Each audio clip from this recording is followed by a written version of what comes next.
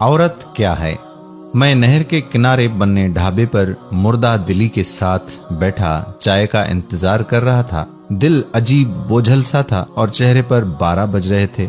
गांव के एक बाबा जी मेरे पास आके बैठ जाते हैं और कहते हैं कि पुत्र खैर है, बड़ा परेशान लग रहा है। मैं कमजोर सी आवाज में कहता हूँ कि बस बाबा जी क्या बताऊं, घर से लड़कर आया हूँ। मेरी बीवी को पता नहीं क्यों मेरी बातें समझ ही नहीं आती। सही कहते हैं, औरत की अकल उसके घुटनों में ही होती है। बाबा जी मुस्कुराए और बोले, जा ओए झलिया, तेरा भी कोई हाल नहीं। पर पुत्र, ये जिसने मिसाल बनाई है ना कि औरत की अकल घुटनों में होती है, वो खुद कोई पागल ही होगा। मैंने कहा, ना बाबा जी ना, आप नहीं जानते इन औरतों को। बाबा जी बोले, नहीं पुत्र, तू नहीं जानता असल में औरत को और औरत की शान को। ये तो वो है जिसके साथ रब अपनी मोहब्बत को मिला रहा है। इतने में लड़का चाय लेकर आ जाता है और मैं चाय की चुस्की लेकर फिर बाबा जी की तरफ मुतवज्जा हो जाता हूँ। बाबा जी अपनी चाय पिर्च में डालकर ठंडी करने लग जाते हैं। बाबा जी पिर्च से ही चाय की चुस्की लगा के कहते हैं कि वाह,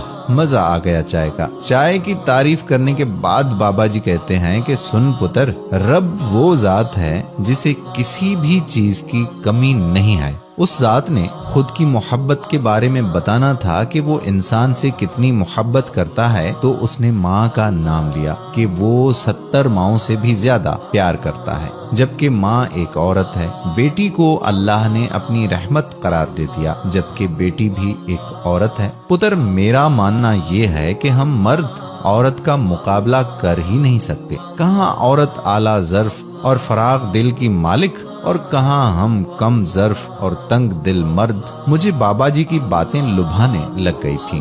बाबा जी बोले कि औरत ही वो हस्ती है जिसके कदमों तले जन्नत रख दी गई। बस इसी बात से ही तू औरत की शान का अंदाजा लगा ले। जब वो आस से होती है तो अपनी पसंद की सब चीजें छोड़ देती है अपनी औलाद के लिए। जब औलाद जन्म देती है तो जिंदगी और मौत की कश्मकश में होती है। पता ही नहीं होता कि जिएगी या मर जाएगी। पता है पुत्र, 22 हड्डियां बैक वक्त टूटने के जितना दर्द सहती है, एक बच्चे को जन्म देते वक्त इतना दर्द कभी महसूस भी किया है तुमने? मैं बाबा जी की बातों से लाजवाब होता जा रहा था और आज औरत के असल मकाम का पता चल रहा था मुझे। बाबा जी बोले कि अभी आगे सुन पुत्र, और कलेजे पे हाथ रख के सुनी जरा, कहीं कलेजा फट ही ना जाए तेरा ये कड़वा सच सुन के। पता है औरत की सबसे बड़ी खूबी क्या है? वो बात बात पे मर्द की तरह मर्दानगी नहीं दिखाती। वो मर्द पे थप्पड़ों की बारिश नहीं करती।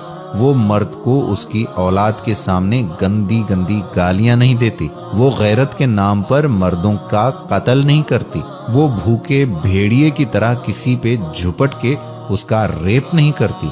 वो मर्द को गुस्से में तलाक नहीं देती। वो गलियों बाजारों में मर्द पे आवाजें नहीं कसती। बाबा जी की बातें सुन के मैं शर्मिंदा होने लग गया और आंखें झुक गईं। पसीने की बूंदें मेरे माथे पे नमूदार होना शुरू हो गईं। बाबा जी ने शायद मेरी शर्मिंदगी महसूस कर ली थी, इसलिए वो थोड़ी देर के लिए चुप हो गए। फिर बाबा जी ने ढाबे वाले को चाय के कप वापस ले जाने के लिए आवाज दे दी और फिर दोबारा मुझसे मुखातिब होकर कहने लगे कि पुत्र, तू समझदार लड़का है, बस जरा जज्बाती हो जाता है। बात की नौयत को समझा कर और फिर फैसले लिया कर। पुत्र, एक घर में रोजाना सबसे ज्यादा बार जो नाम लिया जाता है वो एक माँ का होता है या बड़ी बहन का। ये दोनों औरत जात होती हैं। हमारे घरों का वजूद औरत से ही है। घर मर्द नहीं बसाते पुत्र, औरतें बसाया करती हैं। घर की रौनकें औरतों के ही तवस्सुत से होती हैं बेटा। हर चीज सलीके से आपको मिलती है।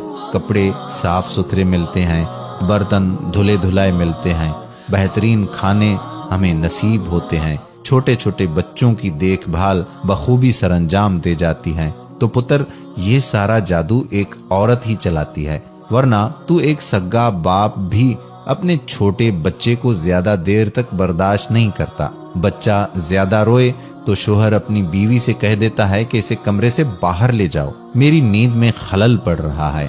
पुत्र, औरत बहुत ही प्यारी चीज है। ये मर्द के किरदार पर उंगली नहीं उठाती। ये मर्दों को उसके माजी के ताने कभी नहीं देती। पुत्र, औरत बेटी है तो रब की रहमत है, माँ है तो कदमों तले जन्नत लिए फिरती है।